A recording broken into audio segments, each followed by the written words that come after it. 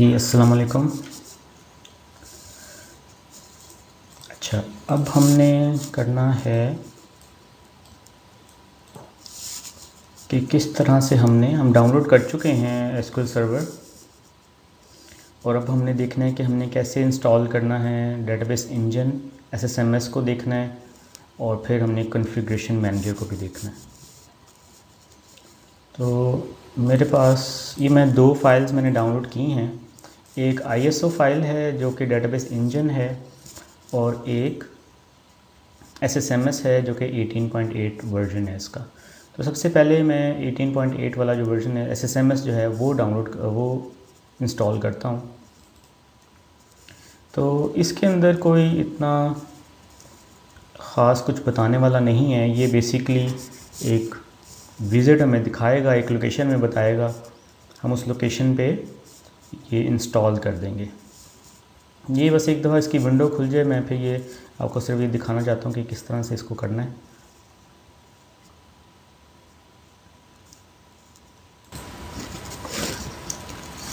ये खुल गया है।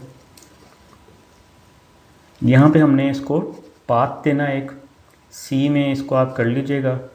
एसक्यूएल सर्वर 18 इसका नाम है, ठीक है। अभी मेरे पास 18.4 है, अभी 18.8 आ चुका है। तो हम इसको इंस्टॉल के बटन से इंस्टॉल करेंगे तो ये हमसे और कुछ नहीं पूछेगा, ये सिर्फ इंस्टॉल हो जाएगा इस पाथ पे, ठीक है। तो इसको भी फिलहाल क्लोज़ करते हैं। तो जब ये इंस्टॉल हो जाएगा तो आपने क्या करना है, स्टार्ट पे लिखना है, स्टार्ट पे लिखना आपने SSMS, ये शॉर्ट है, एसक्यूएल सर्वर मैनेजमेंट स्टूडियो जो है ना, ये खुल जाएगा। इस पर क्लिक करते हैं। ये बेसिकली IDE है जिसके अंदर हमने सारी क्यूरीज वगैरह लिखनी है। ये इसकी GUI है, और इसके अलावा एसक्यूएल जो है वो CLI से भी हम कर सकते हैं कि कमांड लाइन से, काली स्क्रीन जो होती है कमांड लाइन वाली, वहाँ से भी हम क्यूरीज वगैरह लिख सकते हैं। तो जो लिनक्स वगैरह पे होंगे, अगर लिनक्स का इंटरफेस नहीं है तो वो CLI वाला एसक्यूएल करेंगे और फिर वहाँ से वो कर सकेंगे। हम इस कोर्स में GUI वाला ही लेके चल रहे हैं और माइक्रोसॉफ्ट वाला ही लेके चल रहे हैं। अच्छा, ये भी खुल रहा है बैकग्राउंड पे, ये सामने आ गया है। देखिए ना, मेरे पास 18.8 ही इंस्टॉल्ड है। ये इसकी स्टार्टिंग स्क्रीन है।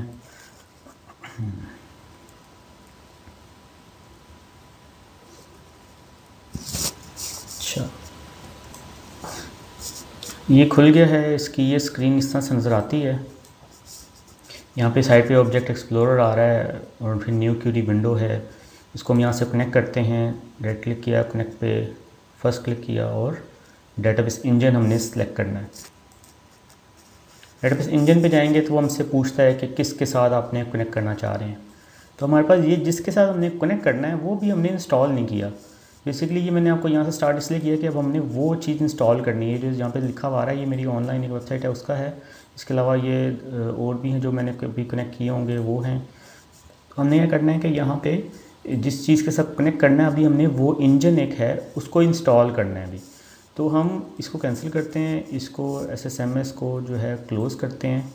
हम पहले आते हैं इसके ऊपर, एसक्यूएल सर्वर 2019 डेवलपर ISO, इसको हमने पहले इंस्टॉल करना है। इस पर राइट क्लिक किया, माउंट इसको करना है। ये CD की तरह है, हमने CD डाउनलोड की थी। माउंट करेंगे तो ये एक वर्चुअल DVD ड्राइव आपके पास आ जाएगी। नीचे ये लिखी हुई आ रही है मेरी साइड पे, DVD ड्राइव है ये। अच्छा, इस पे सेटअप पे जाना है हमने, setup.exe को रन करना है हमने। इसके साथ देखेंगे छोटा सा एक शील्ड बनी हुई आ रही है, ठीक है। जैसे रन एज एडमिनिस्ट्रेटर के साथ जो शील्ड आ रही है वही वाली शील्ड आ रही है। इसका मतलब ये है कि इस सेटअप को, इस एक्जी को एडमिनिस्ट्रेटर प्रिविलेजेस चाहिए होते हैं, कि उसको ज़्यादा प्रिविलेजेस चाहिए, तो ये इसलिए शील्ड आती है। तो अगर आपके पास एडमिनिस्ट्रेटर नहीं है तो आपने क्या करना है, रन एज एडमिनिस्ट्रेटर करना है। तो वो आपसे, अगर आप नहीं होंगे तो आपसे वो पूछ लेगा कि एडमिनिस्ट्रेटर वाला पासवर्ड दे दो मुझे, तो हम उसको भी देने लगे हैं। अच्छा, आई थिंक जो था पासवर्ड ये। तो अब ये सेटअप ओपन हो रहा है। तो बेसिकली ये वो कॉन्फ़िगरेशन है जिसको हमने पूरे तरीके से गो थ्रू करना है कि क्या कॉन्फ़िगरेशंस हैं और किस तरह से हमने क्या क्या फ़ीचर अनेबल रखनी है, तो हमें उससे क्या फ़ायदा होगा। सबसे पहली जो स्क्रीन आ रही है हमारे पास वो है प्लानिंग की। प्लानिंग बेसिकली क्या है कि आपने अगर आप प्लान कर रहे हैं कि आपने एसक्यूएल सर्वर इंस्टॉल करना है अपनी कंपनी में, तो ये उसको सारी चीज़ें आपकी इस पर हेल्प करेगा कि हार्डवेयर एंड सॉफ्टवेयर रिक्वायरमेंट आप पूरी करते हैं कि नहीं, सिक्योरिटी डॉक्यूमेंटेशन कितना एसक्यूएल सर्वर सिक्योर है, अभी लेटेस्ट जो एसक्यूएल सर्वर का वर्जन आया उसके अंदर क्या मसले हैं, क्या उसके अंदर वर्नरेबिलिटीज़ हैं, इस तरह की चीज़ें यहाँ पे लिखी हुई हैं। फिर एक कॉन्फ़िगरेशन चेकर है, ये आपको हेल्प कर देता है कि आप यही रन करके आप बता देगा वो कि आपका कंपैटिबल कितना एसक्यूएल सर्वर आपके सिस्टम से कंपैटिबल है कि नहीं। तो इसका मैं आपको वैसे ओवरव्यू दे देता हूँ कि हार्डवेयर सॉफ्टवेयर रिक्वायरमेंट्स क्या हैं कि विंडोज़ 10 होनी चाहिए, ठीक है, वो सफाइस है हमारे लिए। फिर हार्डवेयर में 8 GB का स्पेस हमारे पास फ्री होनी चाहिए, ठीक है, 4 GB रैम होनी चाहिए। ये बेसिक्स ही हैं, ये ऑलमोस्ट आई थिंक सबके पास होंगी। अगर ये फुलफ़िल नहीं करते तो हम इस इंस्टॉल ये नहीं कर सकते। तो हमने सबसे पहले ये दूसरे वाले पॉइंट पे आना है, इंस्टॉलेशन पे, ठीक है। प्लानिंग तो वो है जो इसकी डॉक्यूमेंटेशन वगैरह आपको मिल जाएगी यहाँ से। इंस्टॉलेशन पे हमने आना है, इसके अंदर इसने काफ़ी चीज़ें लिखी हुई हैं। सबसे पहले क्या होता था कि ये एक ही सेटअप हम इंस्टॉल करते थे, वो कोई 4 GB का सेटअप इंस्टॉल कर देता था, डाउनलोड कर देता था और उसके अंदर सारी चीज़ें होती थी। अब उसने ये कहा है कि अलग अलग कर दी हैं चीज़ें, जैसे रिपोर्टिंग सर्विसेज अलग कर दी हैं और मैनेजमेंट टूल भी अलग कर दिए और डाटा टूल्स भी अलग कर दिए। तो हमने इससे पहले वाला जो काम है वो करना है। सबसे पहले वाला है कि स्टैंड अलोन वर्जन करना है हमने, या फिर हमने ऑलरेडी एक इंस्टॉल किया हुआ है एसक्यूएल सर्वर और हमने उसके अंदर फ़ीचर्स ऐड करनी है। तो हमने क्या करना है, हमने बिल्कुल न्यू इंस्टॉलेशन ऐड करनी है। तो हम ये पहले वाला क्लिक करेंगे, ठीक है। ये नेक्स्ट स्क्रीन आ रही है।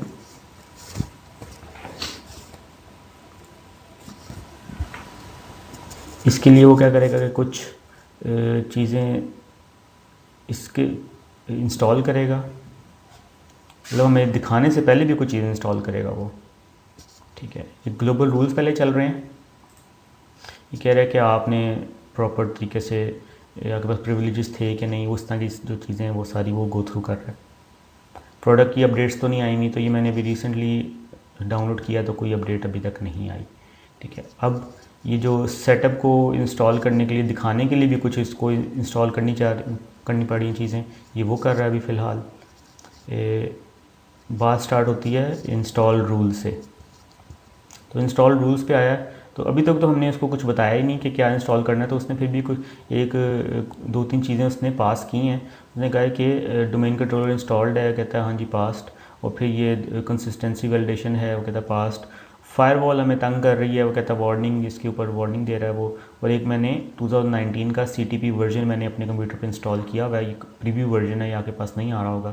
तो अगर ये इंस्टॉल्ड है तो कहता है ये भी कोई तंग करता है एसक्यूएल सर्वर को, तो इस पर भी वार्निंग आ रही है।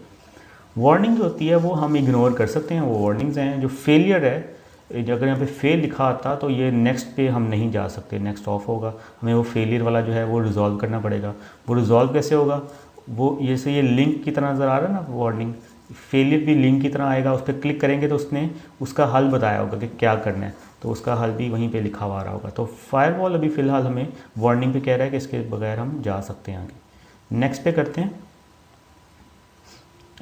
यहाँ पे वो पूछ रहा है कि आपने फ़ीचर्स एग्जिस्टिंग में ऐड करनी है या फिर बिल्कुल न्यू कॉपी इंस्टॉल करनी है। तो हमने बिल्कुल न्यू करनी है। नीचे मेरे पास जो है वो ऑलरेडी जो इंस्टॉल्ड हैं वो चीज़ें आ रही हैं कि मेरे पास एक डेवलपर वर्जन इंस्टॉल्ड है, उसका नाम मैंने DEV रखा हुआ है। और एक मेरे पास एंटरप्राइज वर्जन इंस्टॉल्ड है, उसका मैंने नाम MS SQL सर्वर रखा हुआ है।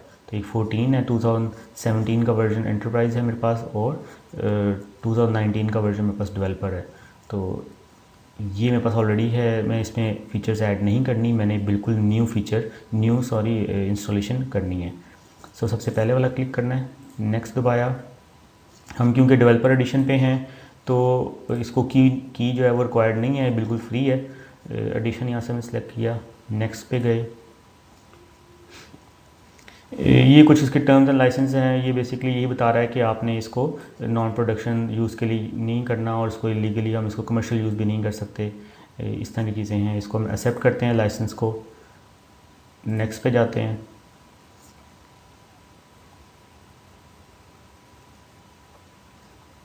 ये जो बेसिकली लेफ़्ट साइड पे हमारे पास चीज़ चल रही है, इस पॉइंट पे वो अभी आया कि फ़ीचर सिलेक्शन के ऊपर वो आ रहा है। तो फ़ीचर सिलेक्शन ये अगली जितनी भी हैं फ़ीचर सिलेक्शन फीचर रूल्स ये सारी जो हैं ये इंपॉर्टेंट हैं। तो हम इनको गो थ्रू करते हैं कि ये क्या बेसिकली कह रहा है।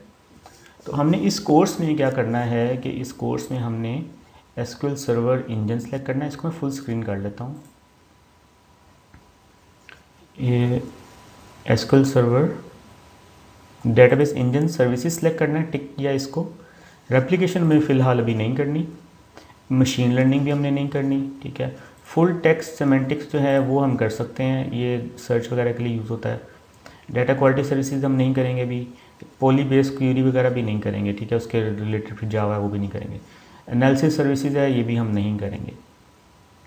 अच्छा, इसके अंदर मैंने आपको एक चीज़ अभी नहीं बताई कि हमने एक एडिशन के अंदर कुछ सर्विसेज भी होती हैं, ठीक है। तो एक डेटाबेस इंजन सर्विस होती है एक एडिशन के अंदर, यानी कि डेवलपर एडिशन है तो उसके अंदर एक डेटाबेस इंजन सर्विसेज होगी, एक ये एनालिसिस सर्विसेज होगी, ये नीचे लिखा आ रहा है, और एक इंटीग्रेशन सर्विसेज होती है, ठीक है। ये होगी 3।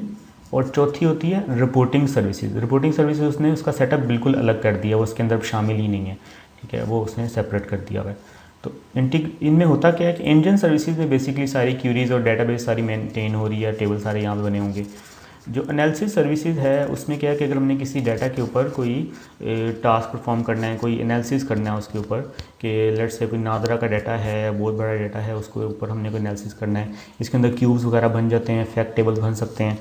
तो अगर हमने कोई फ्रूटफुल इन्फॉर्मेशन निकालनी है कि नादरा का डाटा तो बहुत बड़ा है, तो अगर हम उसमें से कोई ऐसी इन्फॉर्मेशन निकालें कि अगर हम सारा डाटा इसको पकड़ा दें एनालिसिस सर्विसेज को, यहाँ पे क्यूब बनाएं, तो ये कुछ हमें इस तरह से बताएगा कि 60% या 80% लेट से जो 70 एज से ऊपर हैं वो मेल लोग हैं, ठीक है, वो फीमेल्स नहीं हैं। इस तरह कोई, यानी कि कोई हमें फ्रूटफुल इन्फॉर्मेशन अगर चाहिए तो वो एनालिसिस सर्विसेज हम निकाल सकते हैं बिग डाटा के साथ अगर हमने चेंजेस वगैरह करनी है तो।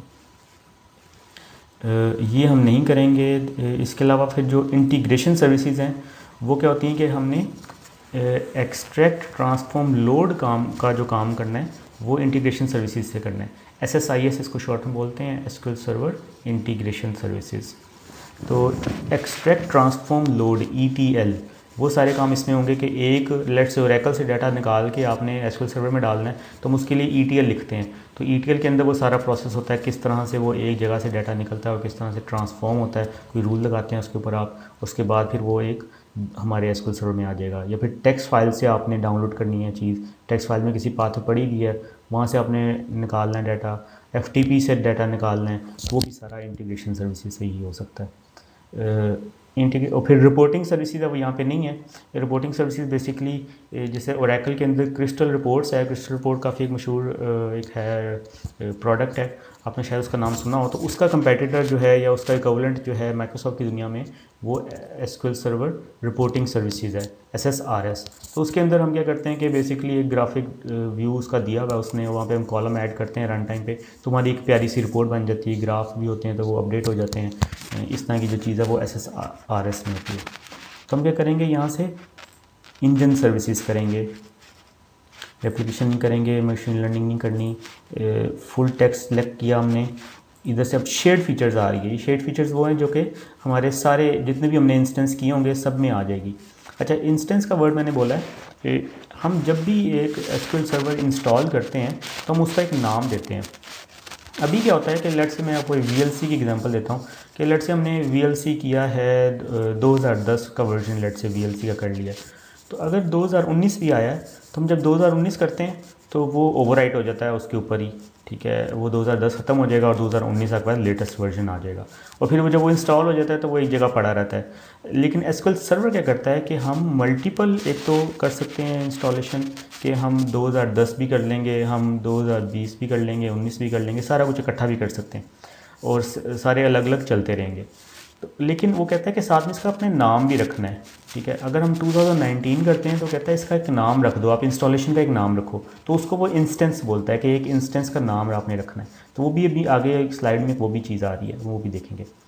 तो हमने क्या करना है कि ये कहता है कि उस सब इंस्टेंस के लिए ये शेयर्ड फीचर्स हैं। तो उसके अंदर हमने क्या रखना है, हमने बेसिक कनेक्टिविटी जो टूल्स हैं वो हमने सारे करने हैं। Connectivity tools, client tool connectivity हमने करना है सिलेक्ट। ये मेरा सिलेक्टेड है, मैं ऑलरेडी 2-3 चीज़ें मैं इंस्टॉल कर चुका हूँ, इसलिए ये आ रहा है। आगे आपने इसको टिक करना है। क्लाइंट टूल बैकवर्ड कंपैटिबिलिटी आपने टिक करना है। Client tool SDK software development kit जो होती है वो आपने टिक करनी है, और फिर एसक्यूएल क्लाइंट टूल एसडीके वो भी आपने टिक करना है।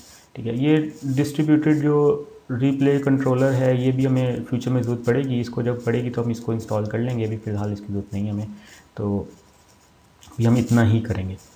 अच्छा, ये इंस्टॉल कहाँ करना है, आप इसको सी में ही करिएगा इंस्टॉल। जो हम करने जा रहे हैं, जो इंजन सर्विसेज कर रहे हैं, इसको हम सी में ही करेंगे। बाकी जो डेटाबेस है वो हम अलग अलग करेंगे, क्योंकि सी में एक अच्छा आइडिया नहीं, एक अच्छी अप्रोच नहीं है कि हम सी में ही सारी डेटाबेसेस रखें अपनी। तो हम क्या करेंगे, बाकी ड्राइव्स में रखेंगे। सी सिर्फ ओएस के लिए होती है और इस तरह के सेटअप्स के लिए होती है। तो यहाँ सब करते हैं नेक्स्ट दबाया मैंने। अच्छा, जो जैसे जैसे मैं चीज़ें सेलेक्ट करता जाऊंगा उसके प्री रैक बढ़ता जाएगा। ठीक है, अभी जो प्री रैक आ रहा है यहाँ पे लिखा हुआ आ रहा है कि पावरशेल 3.0 उसको चाहिए था सिर्फ। ठीक है, और ये रीडिस्ट्रीब्यूटेबल है 2017 का, ये इसको चाहिए। तो ये ऑलरेडी इंस्टॉल्ड है, उसके ऊपर लिखा हुआ है ऑलरेडी इंस्टॉल्ड। अगर आप यहाँ से एक्स्ट्रा चीज़ें भी करते हैं, जैसे कि जावा पे क्लिक कर दिया, पाइथन पे क्लिक कर दिया, तो उसके कुछ प्री रैक्स हैं वो भी आपसे इंस्टॉल करवाएगा। आपको पहले वो इंस्टॉल करने पड़ेंगे, उसके बाद फिर आप एसक्यूएल सर्वर पे आएंगे।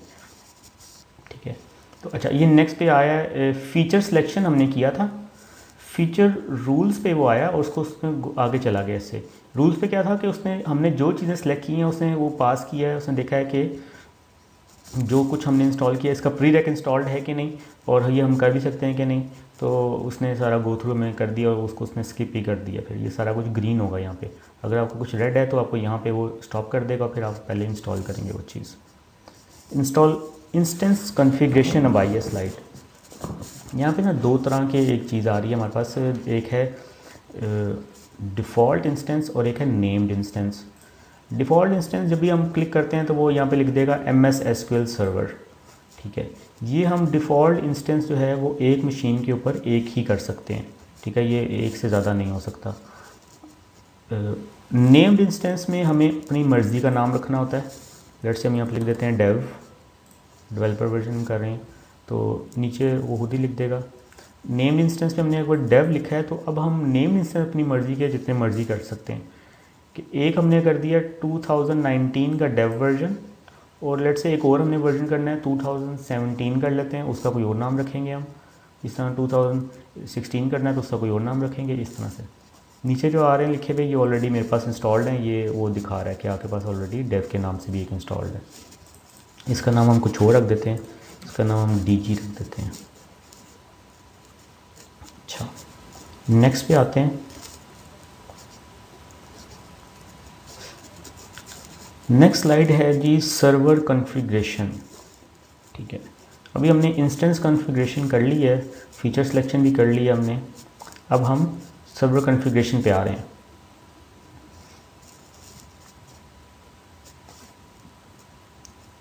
अच्छा, अभी ये थोड़ी देर में खुल जाती है।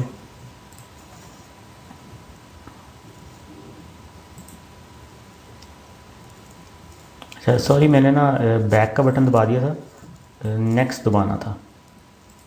नेक्स्ट पे गए, ये फीचर रूल्स पे बेसिकली मुझे ले गया। इंस्टेंस हमने कर लिया, नेक्स्ट पे किया, तो अब ये सर्वर कॉन्फ़िगरेशन पे आ जाएगा।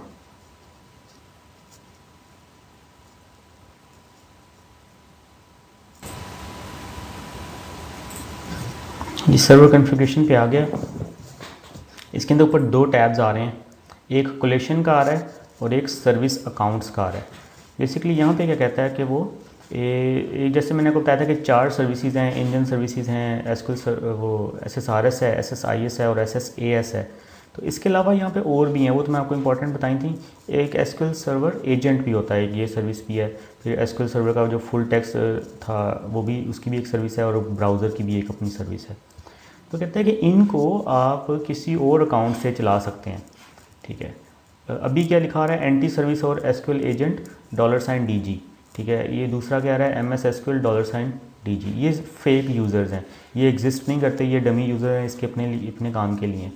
तो यहाँ पे हमने क्या करना है कि यहाँ पे हमने कोई ऐसा यूज़र देना है जिसको लेट से अगर हमारे पास कोई ऐसी चीज़ है जिसने कि एसक्यूएल सर्वर के अलावा भी उसने ओएस के जो फाइल्स पड़ी हुई हैं उसके साथ भी छेड़खानी करनी है कि उसको अगर इंपोर्ट करना है, उसको एक्सपोर्ट करना है, तो हमें कोई ऐसा यूज़र चाहिए होगा जिसको उस ओएस के कोई राइट्स हों। तो इसको मोस्टली नहीं होते, एसक्यूएल एजेंट को और एसक्यूएल माईसीक्वल को राइट्स नहीं होते। तो यहाँ पे हमने वो यूज़र देना है। तो हम ये यूज़र कैसे देंगे, यहाँ पे ब्राउज़ पे जाते हैं, लोकेशन आपने करनी है अपनी, ये अपना कंप्यूटर, मेरे कंप्यूटर का नाम ये है। यहाँ पे मैं लिखता हूँ एडमिनिस्ट्रेटर, चेक नेम। अब हमने एडमिनिस्ट्रेटर को का बता दिया कि एडमिनिस्ट्रेटर से चलेगा, ये वाली सर्विसेज एडमिनिस्ट्रेटर वाले लॉगिन से चलेगी। तो और फिर आगे इसका पासवर्ड अगर डिफरेंट है तो वो आपने देना है। यहाँ पे स्टार्टअप है कि जब भी मेरा कंप्यूटर रीस्टार्ट हो, वीएम्स पे जब हम करेंगे तो वो बहुत ही कम रीस्टार्ट होते हैं, लेकिन उसके अंदर लिखा हुआ है कि अगर स्टार्टअप जब कंप्यूटर आपका रीस्टार्ट हो तो ये सर्विसेज के साथ क्या होना चाहिए, तो ये स्टार्टअप कैसे होनी चाहिए। तो हम इसको करेंगे ऑटोमेटिक, कि ये ऑटोमेटिकली चल जाए, जब भी आप कंप्यूटर रीस्टार्ट हो फ़ौरन से पहले ये सर्विसेज भी चल जाए आपकी। ठीक है, तो ये इंजन सर्विसेज ये सारी हमने ऑटोमेटिक रखनी है। ठीक है, मैनुअल हमने नहीं करनी, ताकि ये सारी फ़ौरन चल जाएँ। अगर हमें कोई डाउन टाइम मिलता भी है तो हमारे सर्वर का डाउन टाइम और हमारे एसक्यूएल सर्वर का डाउन टाइम दोनों सेम ही आ रहे होंगे। ठीक है, अच्छा इस पर भी देखते हैं कि ये स्टॉप पॉज ये हो गई ऑटोमेटिक। इसका यूज़र फ़िलहाल हम वापस कर लेते हैं, मैं एडमिनिस्ट्रेटर से नहीं चला सकता, ये सर्विस मेरे पास राइट्स नहीं है। आपने ये करना है कि अगर आप इसी से चलाना है तो आप इसी से चला लें, नहीं तो इसका एक डिफरेंट लॉगिन होगा। अच्छा, इसके अलावा फिर एक कोलेशन यहाँ पे टैब आ रहा है। कोलेशन भी एक इस चीज़, ये भी समझने वाली एक चीज़ है। इसके अंदर अभी लिखा हुआ आ रहा है SQL Latin 1 journal CP1 CI और AS। ठीक है, नीचे उसकी ना एब्रीवेशन भी लिखी हुई है कि ये स्टैंड फॉर व्हाट। CI जो है वो होता है केस इनसेंसिटिव। ठीक है, और फिर ये AS होता है एक्सेंट जो है वो सेंसिटिव है। ठीक है, ये नीचे लिखा रहा है एक्सेंट सेंसिटिव। ये CI लिखा हुआ है केस इनसेंसिटिव। और फिर लैटिन जो है, लैटिन इंग्लिश का जो बैक की जो लैंग्वेज है वो लैटिन है, जैसे उर्दू की फ़ारसी है तो फिर इंग्लिश की जो है वो लैटिन है। तो ये उसने कहा है कि ये कौन सी कोलेशन आपने करनी है। इसके अंदर बेसिकली और क्या चीज़ें सेव्ड हैं, इसके अंदर देखो और चीज़ें भी आ रही है, यूनिकोड डाटा, फिर कोड पेज है उसका 1252। ये जब आप एडवांस लेवल पर जाएंगे तो आपको ये चीज़ें मैटर करेंगी कि कोड पेज कौन सा है, 1252 है कि कौन सा है। इसका मतलब क्या है, इसका मतलब ये है कि लेट से मैं पाकिस्तान में हूँ और अभी पाकिस्तान में क्या होता है कि हमारी डेट किस तरह सेव होती है, हमारे पहले डेट आ रही होती है, उसके बाद महीना आता है, उसके बाद फिर ईयर आता है, और दरमियान में हम डैशेस लगाते हैं कि स्लैशेस लगाते हैं। ठीक है, या डॉट लगाते हैं। ठीक है, अभी मेरे पास जो कंप्यूटर में आ रहा है वो लिखा आ रहा है 18, फिर स्लैश आ रहा है और फिर उसके बाद 04 आ रहा है। तो 04 जो है वो मतलब जो महीना है वो 4 नहीं आ रहा, वो 04 आ रहा है, 0 के साथ आ रहा है। और फिर ईयर जो है वो 4 हिस्सों का ईयर आ रहा है, 2 हिस्सों का नहीं आ रहा। तो ये जो इन्फॉर्मेशन है ये सारी इसके अंदर सेव है कोलेशन के अंदर। ठीक है, फिर मेरी जो मैंने जो लिखना है, जैसे लिखा हुआ है केस इनसेंसिटिव, यानी कि छोटा a और बड़ा a में फ़र्क नहीं है, उसको हमने कहा है कि इसमें फ़र्क रखना भी नहीं है। एसक्यूएल सर्वर जो लैंग्वेज है इटसेल्फ वो तो केस इनसेंसिटिव है। ठीक है, उसके अंदर आप छोटी ABC के साथ अपना सेंटेक्स लिख लें या बड़ी AB के साथ ABC के साथ लिख दें, तो उसमें फ़र्क कोई नहीं है। लेकिन ये जो पूछ रहा है ये डाटा का पूछ रहा है कि लेट से अगर मैं कहता हूँ कि नेम इक्वल्स टू अली वो आ जाए, और छोटे a से मैंने लिखा था और यहाँ से मैंने केस इनसेंसिटिव किया, तो बड़े a से जो अली लिखा होगा वो भी आ जाएगा और छोटे a वाला भी आ जाएगा, दोनों आ जाएंगे। फिर एक्सेंट सेंसिटिव भी है कि देयर और देयर जो 2 तरह के देयर होते हैं, फिर देन 2 तरह के होते हैं, इनमें फ़र्क रखना है कि नहीं रखना। तो उसमें लिखा हुआ है सेंसिटिव, तो ये सेंसिटिव है, इसमें फ़र्क है। तो THEN और THAN दो जो देन है उन दोनों में फ़र्क रखना है। ठीक है, और लैंग्वेज कौन सी यूज़ करनी है, इंग्लिश वाली यूज़ करनी है, लैटिन। अगर हम फ्रीलांसर हैं, ठीक है, हमने कहीं और किसी मुल्क के साथ प्रोजेक्ट कर रहे हैं, उसका क्लाइंट हमारा कोई ऑस्ट्रेलिया का लेट से है या जर्मनी का क्लाइंट है, तो हमने उसके मुताबिक ये कोलेशन करनी है। ये कहाँ से मिलेगी हमें, वैसे तो हम ये गूगल कर लेंगे कि उसकी कोलेशन चलती क्या है। आप ये उससे भी पूछ लेंगे। अगर आप एसक्यूएल सर्वर उसके पास होस्ट करेंगे तो ये बाय डिफ़ॉल्ट सेटिंग जो है एसक्यूएल सर्वर खुद ही उठा लेता है कि जो भी ओएस की होती है सेटिंग वो उठा लेता है। वरना यहाँ पे देखें लिस्ट काफ़ी लंबी चौड़ी है, ठीक है। यहाँ पे बहुत लंबी एक लिस्ट है जहाँ से हम सेलेक्ट कर सकते हैं कि हमने क्या करना है, ठीक है। हम अपना से भी डिज़ाइन कर सकते हैं। ये जो कोलेशन है इस तरह हम नहीं जा रहे, हमने क्या करना है, ये डिफ़ॉल्ट करने देना है। नेक्स्ट करते हैं। नेक्स्ट पे आ रहा है डेटाबेस इंजन कॉन्फ़िगरेशंस। इसके अंदर भी काफ़ी ऊपर टैब्स आ रहे हैं।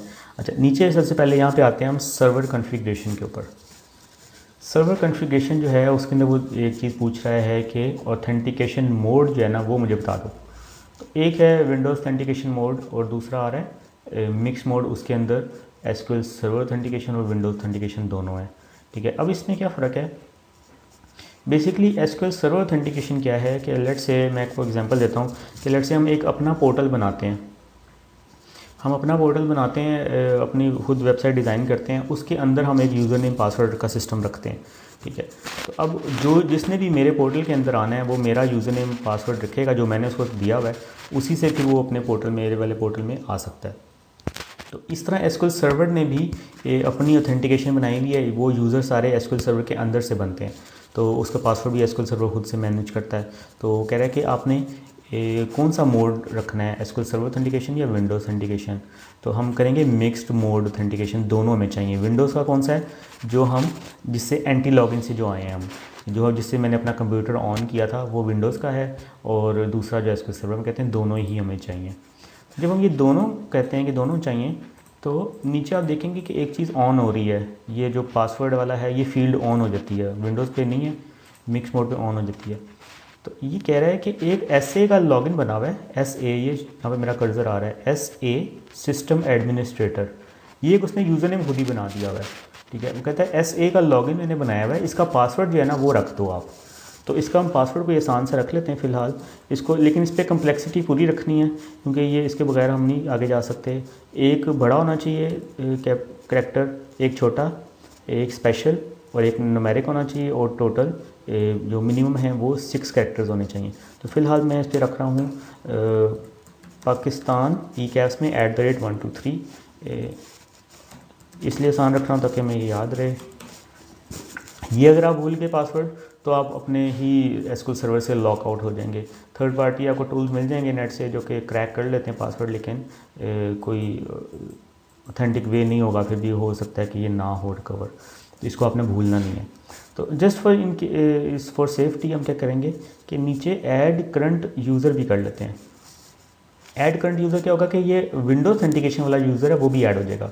ये ऊपर वाला कौन सा है, SA जो है वो एसक्यूएल सर्वर ऑथेंटिकेशन है, नीचे वाला जो है वो विंडोज़ ऑथेंटिकेशन है।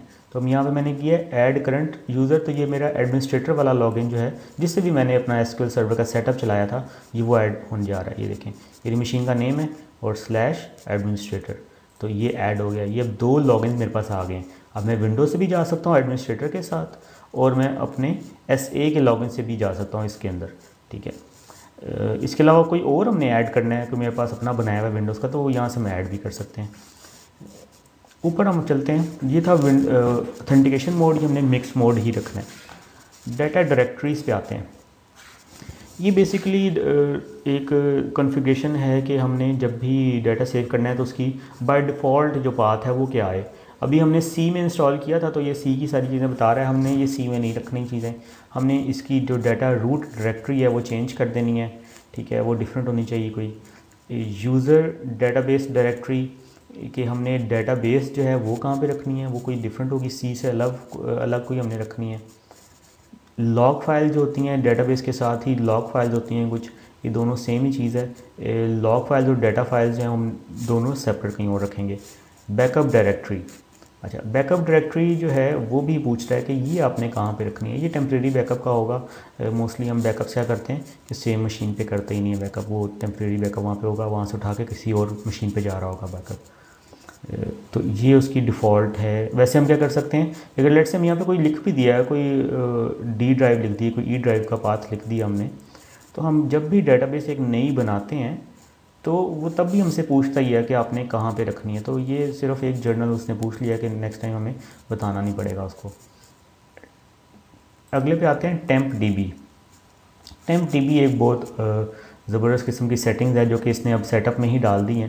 पहले क्या होता था कि ये जो सेटिंग्स हैं आ रही हैं, कन्फिग्रेशंस जो हैं, ये हमें खुद से जाके करनी पड़ती थी। हर एक की अपनी जगह है, टेम्प डीबी की अपनी जगह है जहाँ से इसकी कन्फिग्रेशन करनी है। ये मैक डीओपी की अलग है, मेमोरी की अलग है, सब की अलग है। तो यहाँ पर इसने क्या किया, इंस्टॉलेशन के अंदर क्या किया कि विज़िट के अंदर सारी तरीके से एक ही दफ़ा हमसे पूछ लेता है। तो हम यहाँ से अगर लेट से नहीं करते तो हमें फिर इसकी जो ओरिजिनल जगह होगी वहाँ पे जाके कर सकते हैं इसकी सेटिंग्स। तो कोई मसला नहीं है। अगर हमने यहाँ पे कोई गलत मतलब सेटिंग भी कर दी है तो कल को हमें ख्याल आया कि चेंज करनी है तो ये चेंज हो सकती है बिल्कुल।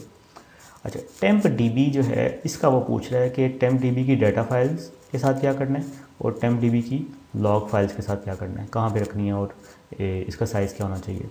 तो नंबर ऑफ़ फाइल्स पूछा, 8 फाइल्स इसमें बाय डिफ़ॉल्ट रखी हुई हैं कि ये क्या करेगा, चंक्स में डिवाइड कर देगा, फाइलें 8 रख लेगा ताकि हम मूव करना हमारे लिए आसानी हो और उसके लिए भी जो डेटाबेस के अंदर हार्ड डिस्क के अंदर जो फाइल्स रखती हैं वो भी उसके लिए अपने लिए भी आसानी हो। इनिशियल साइज़ कह रहा है 8 MB होना चाहिए रखा हुआ है। ऑटो ग्रो जो साइज़ है वो 64 MB है। अच्छा, अब इसके अंदर जो इम्पोर्टेंट चीज़ है वो ये देखने वाली कि इनिशियल साइज़ और ऑटो ग्रो साइज़ जो है आपकी जो डेटाबेस की स्पीड है उसके ऊपर बड़ा मैटर करता है कि उसकी स्पीड के ऊपर। वो कैसे हमने करना है कि जब हम लेट से इनिशियल साइज़ रखते हैं 8 MB और ऑटो ग्रो साइज़ रखते हैं 64 MB। तो पहले टेम्प डीबी का मैं आपको बता देता हूँ कि टेम्प डीबी क्या है। टेम्प डीबी है कि जिस तरह एक रैम होती है कंप्यूटर की, ये उस तरह से डेटाबेस की एक किस्म की रैम की तरह की काम करता है कि हम जो भी क्यूरी लिखेंगे वो सबसे पहले टेम्प डीबी के अंदर एग्जीक्यूट होगी। उसको जितनी भी प्रोसेसिंग पावर चाहिए वो पहले टेम्प डीबी को यूज़ करके उसके अंदर अपना काम करेगा और बाद में हमारी जो एक्चुअल डीबी है उसके अंदर वो पेश करेगा या उसके अंदर एग्जीक्यूट करेगा हमारा काम। तो ये रैम की तरह इस्तेमाल हो रही होगी। तो इसके ये साइज़ क्यों मैटर करते हैं कि लेट से हमने कोई ऐसी क्यूरी चला दी है जो कि 2 GB का डाटा लेती है चलने में, ठीक है, 2 GB इसको स्पेस रिक्वायर्ड है चलने में। तो 8 MB से बात स्टार्ट हो रही है, ठीक है, जैसे वो चलेगी 8 MB इसको मिल जाएगा। जब उसकी 8 MB कंप्लीट हो जाएगी, क्योंकि उसमें 2 GB तक जाना है, तो वो तो मिली सेकेंड्स में और नैनो सेकेंड्स में आगे जा रहे होते हैं, तो प्रोसेसिंग कर रहे होते हैं। तो वो जब 8 MB इसकी कंप्लीट हो जाएगी तो वो सर्वर से जो कंट्रोलर है इससे पूछने आएगा कि मुझे और स्पेस चाहिए। तो हम उसको कितनी स्पेस देंगे, 64 MB दे देंगे, ठीक है। फिर वो 64 MB जब उसकी कंज्यूम हो जाएगी तो वो फिर हमसे और स्पेस मांगने आएगा क्योंकि उसने 2 GB तक जाना है। तो फिर हम उससे कितनी स्पेस देंगे, हम दोबारा से 64 MB दे देंगे। तो ये जो बैक एंड फोर्थ हम उसको वो हमसे पूछने आता है कि मुझे स्पेस चाहिए और हम उसको 64 MB करके ही दे रहे हैं, तो ये बहुत ज़्यादा स्पीड को स्लो करने वाला है, ठीक है। तो हम क्या करते हैं कि इसको ज़्यादा हमेशा जो है वो ज़्यादा रखते हैं। ये किस तरह से ज़्यादा रखना है, ये बेसिकली एनालिसिस से ही होता है ज़्यादा कि एनालिसिस आपने पहले करना है कि आपकी जो क्यूरी है जर्नल क्यूरी वो कितनी स्पेस लेती है। तो इसके एक टूल्स होते हैं वो भी हम देखेंगे आगे कि वो किस तरह से हम इसको लेके चल सकते हैं। मैं फ़िलहाल 2 GB या 3 GB इसको रख रहा हूँ। Auto grow size initial size की खैर है, वो भी आप बेशक 1 GB कर दें या 2 GB कर दें, कोई मसला नहीं। जो नीचे वाला है इसके साथ भी हमने ऐसे ही करना है कि इनिशियल साइज़ जो है वो हमने 1000 कर लेते हैं और जो ऑटो ग्रो साइज़ है वो हम 2 GB को दे देते हैं। अप्रॉक्सीमेटली 2 GB है। ये पाथ है उसका, सी के अलावा हमने कोई पाथ रखना है हमने, अभी मैं इसको नहीं छेड़ रहा, आपने इसको सी के अलावा कोई रखना है। इसका फ़ायदा क्या है कि जब हमने तो इसको कहा है कि ये 2 GB से ग्रो कर सकती है, तो इसकी अपर लिमिट लेकिन कोई नहीं है कि कहाँ तक ग्रो करना है इसने, तो इसने ग्रो करते ही जाना है। अगर इसको यूज़ पड़ेगी तो करती जाएगी ग्रो। सी में पड़ी होगी तो क्या होगा, सी की जो स्पेस है वो फुल कर देगी, तो हमारा ओएस जो है वो चोक हो जाएगा। तो हमने ओएस को चोक नहीं करना, हमने अपने विंडोज़ को जो है वो चलता रहने देना है। तो मैं करेंगे दूसरी ड्राइव में कर देंगे किसी, ताकि अगर वो फुल भी होती है तो उसकी खैर है, हमारा विंडोज़ जो है वो चलती रहेगी, सर्वर हमारा चलता रहेगा। हम दोबारा से ऑन करके इसको इसकी सेटिंग्स वगैरह छेड़ लेंगे, चेंज कर लेंगे। Max DOP degree of parallelism है ये, ठीक है, मैक्सिमम डिग्री ऑफ पैरेललिज्म। तो ये वो पूछ रहा है कि आपने ये भी सेटिंग इसकी भी कर सकते हैं। ये क्या चीज़ है, बेसिकली जितने भी हमारे पास लॉजिकल सीपीयू कोर्स होते हैं कि हमारे पास कोर्स चल रहे हैं, जो लेट से 12 कोर्स चल रहे हैं हमारे कंप्यूटर पे या 16 कोर्स चल रहे हैं, तो मैं कहता हूँ कि नहीं, तुम जो एसक्यूएल सर्वर है तुमने 10 कोर्स सिर्फ यूज़ करने हैं, बाकी ये नहीं करने। तो हम ये भी कर सकते हैं। यहाँ पर जो फिगर लिखेंगे हम, वो वर्चुअल और फिज़िकल जितने भी कोर्स हैं वो मिला के हम यहाँ पर लिखेंगे। तो लॉजिकल कोर्स डिटेक्टेड कह रहा है कि इस कंप्यूटर पे कितने 8 हैं, मेरे कंप्यूटर पे अभी 8 आ रहे हैं, तो मैं इसको करूँगा 6 करूँगा। अभी 6 मैंने क्यों कर रहा हूँ मैंने एक अपना जनरल रूल बनाया हुआ है अपने एक्सपीरियंस से कि 2 कोर्स जो होते हैं वो हमेशा मैं ओएस को देता हूँ। तो आपने अपने एनालिसिस के मुताबिक इसको करना है कि अगर आपका जो वीएम है उसके ऊपर वो सिर्फ डेटाबेस इंजन नहीं है उसके ऊपर हुआ हुआ, वो खाली उस पर और भी चीज़ें हैं, लेट्स से कि वो आईएस भी उसके ऊपर होस्ट हुआ हुआ और वो वेबसाइट्स होस्ट हुई हुई हैं, उसके ऊपर एफटीपी होस्ट हुई हुई है, तो आपने फिर थोड़े से कोर्स ज़्यादा ओएस को भी देने हैं। तो 6 कोर्स अगर मैं एसक्यूएल सर्वर को दे रहा हूँ तो बाकी 2 कोर्स ओएस के हैं और बाकी जितने भी ऑपरेशंस होंगे वो 2 कोर्स के अंदर ही कंप्लीट करेगा। ये 6 कोर्स को छोड़ेगा नहीं, ये इसको पकड़ लेगा और ये सारे के सारे रिजर्व कर लेगा, अपने लिए कर देगा रिजर्व। तो हमने ये सोच समझ के करना है। ये फिर हम आगे जाके सेटिंग चेंज भी कर सकते हैं। इवन कि ये जो सेटिंग है ये हम डेटाबेस लेवल पे भी कर सकते हैं, और अब तो इतना एडवांस इसने कर दिया हुआ है कि हम एक क्यूरी लेवल पे भी ये सेटिंग्स कर सकते हैं कि मैं कहता हूँ कि मेरी जब क्यूरी चले, एक पर्टिकुलर क्यूरी चले, तो हम उसके अंदर सिंटैक्स में चेंज करते हैं और फिर लिख देते हैं नीचे कि ये मैक्स डीओपी जो उसका है क्यूरी का वो 2 कोर्स है, कि मैंने जो क्यूरी चलाई है इसको 2 कोर्स दे दो ज़रा। तो ये भी हम कर सकते हैं। ये जो भी सेटिंग्स की हैं ये एक जनरल सेटिंग्स हैं, ये ओवरऑल एसक्यूएल सर्वर की सेटिंग्स हैं कि 6 कोर्स पर चलाएगा। फिर है जी मेमोरी होती है रैम, ठीक है। बाय डिफ़ॉल्ट उस पर क्लिक हुआ है तो वो क्या कह रहा है, मेरे पास जितनी भी मेमोरी उसने सारी यूज़ कर ली है, ठीक है, ये एमबीज़ में लिखी हुई आ रही है। तो हम रिकमेंडेड पे इसको चलेंगे और अपनी मर्ज़ी की यहाँ पे मेमोरी लिखेंगे। डिफ़ॉल्ट पे लेके चलेंगे तो क्या होगा, जितनी भी इसने रैम लिखी है वो सारी यूज़ कर रहा है, तो सारी की सारी रैम रिज़र्व कर देगा। वैसे तो यहाँ पर लिखा आ रहा है मिनिमम सर्वर और मैक्सिमम सर्वर मेमोरी, ठीक है। लेकिन अगर आप इसको जितनी भी मेमोरी देंगे ये स्टार्ट होते साथ ही ये सारी की सारी रिज़र्व कर देगा। तो मेरा जो जनरल रूल है, मतलब अगर डेटाबेस इंजन हम सिर्फ कर रहे हैं, डेटाबेस सर्वर है हमारे पास सिर्फ, तो मेरा एक जनरल रूल है कि मैं 70% जो है वो एसक्यूएल सर्वर को देता हूँ और 30% जो है वो मैं ओएस को देता हूँ। यानी कि मैं 30% जो है वो यहाँ पे मेंशन ही नहीं करता, तो फिर क्या होगा कि वो बाकी की सारी ओएस को मिल जाएगी, या जो भी और ऑपरेशन उसमें करने हैं वो उधर हो जाएंगे। तो हम रिकमेंडेड में इसको भी चेंज करेंगे। अच्छा, फिर एक नेक्स्ट स्लाइड आ रही है, नेक्स्ट टैब है, इसको फिलहाल ये हम डिफ़ॉल्ट पे रखते हैं। इसको हम चेंजेस करेंगे तो ये काम करेगा, ठीक है। इसको फिलहाल नहीं करते, मेरे पास ऑलरेडी एसक्यूएल सर्वर 2 चल रहे हैं तो मैं ये और नहीं इस पर कर सकता कुछ। फाइल स्ट्रीम पे गए। फाइल स्ट्रीम जो है एक फ़ीचर है, बेसिकली अगर आप उसका बैकग्राउंड बता दूं, जब भी हम कोई फाइल्स वगैरह सेव करते हैं एसक्यूएल सर्वर में तो उसके 2 तरीके हैं। एक तरीका ये है कि आप फिज़िकली फ़ाइल अपने सर्वर पे कहीं पे सेव कर दें, किसी ड्राइव में, किसी पाथ पे, किसी फोल्डर में जाके आप सेव कर देंगे। लेट्स से कोई जेपीईजी की फ़ाइल है, कोई इमेज फ़ाइल है, तो आप वहाँ पे सेव कर देंगे। और उसका जो पाथ है C/फोल्डर का नेम /फाइल का नेम .jpeg, ये पूरा जो पाथ होगा ये हम सेव कर देंगे एसक्यूएल सर्वर के एक सिंगल सेल में, एक टेबल के अंदर, एक सेल के अंदर हम सेव कर देंगे इसका पाथ। जब भी हमने वो डाटा निकालना होगा उसका, तो वो पाथ एसक्यूएल सर्वर में पड़ा हुआ है, फ़ाइल जो है वो हमारे सिस्टम में पड़ी हुई है, तो वहाँ से वो सिस्टम से ही निकलेगी फ़ाइल। दूसरा तरीका इसका क्या है कि हम उस पूरी फ़ाइल को बाइनरी में कन्वर्ट करेंगे। बाइनरी में कन्वर्ट करने के लिए कोड लेवल आपको रिक्वायर्ड है, वो PHP में हम कर सकते हैं, C# में कर सकते हैं, कोई भी और लैंग्वेज में हम कर सकते हैं। उसको बाइनरी में कन्वर्ट करके फ़ाइल को, जो बाइनरी की जो वैल्यू आएगी वो हम डेटाबेस के अंदर एक सिंगल सेल में, एक टेबल के अंदर सेव कर सकते हैं। तो वो पूरी फ़ाइल यानी कि डेटाबेस के अंदर ही सेव होगी। जब भी हम उसे कॉल करेंगे तो वो डेटाबेस के अंदर से ही निकल के आएगी। फाइल स्ट्रीम बेसिकली एक फ़ीचर है, वो कहता है कि आप फाइलें जो हैं वो आप सेव करें, अपने कंप्यूटर पे ही सेव करें, लेकिन उसको कोई बाहर से एक्सेस नहीं कर सकता। जैसे कि अगर अभी हम पाथ वाला अप्रोच लेते हैं तो उसमें क्या होगा कि कोई सर्वर पे जाता है तो अगर उस इमेजेस वाले फोल्डर में चला जाएगा तो उसको सारी इमेजेस नज़र आ जाएंगे, वो देख सकता है सारा कुछ। लेकिन जो बाइनरी है उसमें क्या होगा कि डेटाबेस के अंदर ही उसको जाना पड़ेगा पासवर्ड देके, और अगर ऑथराइज्ड है तो ही वो देख सकता है।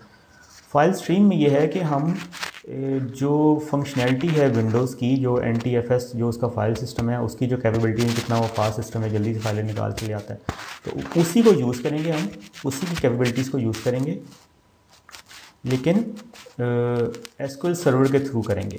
ठीक है, तो अगर हमने ये फीचर यूज़ करनी है तो हम इसको भी अनेबल कर देंगे, और फिर क्या होगा कि सॉरी ये मुझे कोई ड्राइवर का कोई मसला लग रहा था। अच्छा, एनीवेज आ गया वापस। तो अच्छा, तो हम ये फीचर भी हम ऑन कर लेंगे फाइल स्ट्रीम की। ठीक है, अभी हमने सारा कुछ देख लिया है। नेक्स्ट चलते हैं। अब कोई और कॉन्फ़िगरेशन नहीं रह गई। जो कुछ हमने सेलेक्ट किया था उसकी एक समरी बता रहा है ये कि हमने क्या क्या चीज़ें सेलेक्ट की हैं, क्या क्या हमने उसको बताया है कि ये चीज़ें सेलेक्ट इंस्टॉल करो। उसकी पूरी लिस्ट है, इसको हम देख के दोबारा से कहीं और भी इंस्टॉल कर सकते हैं। अब ये इंस्टॉल का बटन दबाएंगे तो ये इंस्टॉल हो जाएगा। तो इसको भी मैं नहीं करता क्योंकि मेरे पास ऑलरेडी इंस्टॉल्ड है। इसके बाद अगली जो स्लाइड हैं सिर्फ ये इंस्टॉलेशन की ही हैं, इसको देखने की ज़रूरत नहीं है। यहाँ पे जो इम्पोर्टेंट चीज़ रह गई थी, जो है हमने दोबारा गो थ्रू करनी है, वो है फ़ीचर सिलेक्शन। फ़ीचर सिलेक्शन की जो वीडियो को बैक करके आप देखिएगा, फ़ीचर सिलेक्शन आपने देखनी है लाजमी। इंस्टेंस कॉन्फ़िगरेशन में आपने डिफ़ॉल्ट इंस्टेंस नहीं करना, आपने नेम्ड इंस्टेंस करना है। सर्वर कॉन्फ़िगरेशन को आप बेसिकली जाने दे सकते हैं, कोई मसला नहीं है। इसके अलावा फिर जो डेटाबेस इंजन कॉन्फ़िगरेशन है, इसके साथ भी आपने इसको भी चेंजेस करनी है। ठीक है, बाकी सारी को आप इग्नोर कर सकते हैं, वो इग्नोरेबल भी हैं, आप नेक्स्ट करके भी चले जाएंगे तो कोई मसला नहीं होगा। ठीक है, इंस्टॉल का बटन दबाएंगे तो ये इंस्टॉल हो जाएगा। ठीक है, फ़िलहाल मैं इसको कैंसिल कर देता हूँ।